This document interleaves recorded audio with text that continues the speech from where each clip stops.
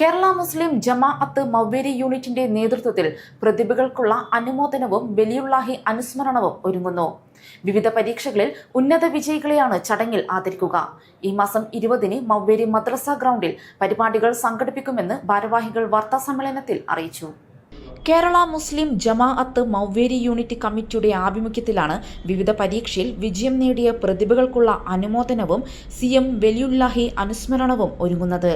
April 20-ന് വൈകിട്ട് 7 മണിക്ക് മർഹൂം P. മമ്മു സാഹിബ് നഗരിയിൽ പരിപാടികൾ നടത്തുമെന്ന് സംഘാടകർ വാർത്താസമ്മേളനത്തിൽ അറിയിച്ചു.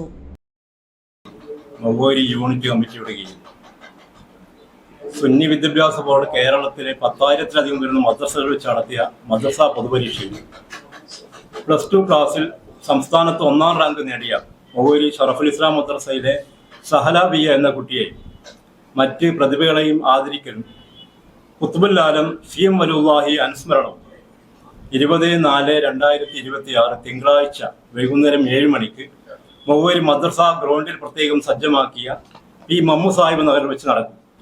മഹല്ല് ഖത്തീബ് നിസാർ റഹ്മാനി തരുവണയുടെ പ്രാർത്ഥനയോടെ ആരംഭിക്കുന്ന പരിപാടിയിൽ സ്വാഗത സംഘം ചെയർമാൻ A. മുസ്തഫയുടെ അധ്യക്ഷതയിൽ സുന്നി വിദ്യാഭ്യാസ ബോർഡ് സെക്രട്ടറിയും മുൻ ഹജ്ജ് കമ്മിറ്റി ചെയർമാനുമായ പ്രൊഫസർ AK അബ്ദുൽ ഹമീദ് സാഹിബ് ഉദ്ഘാടനം ചെയ്യും. ചടങ്ങ് സുന്നി വിദ്യാഭ്യാസ board secretary professor AK Abdul Hameed ഉദ്ഘാടനം ചെയ്യും.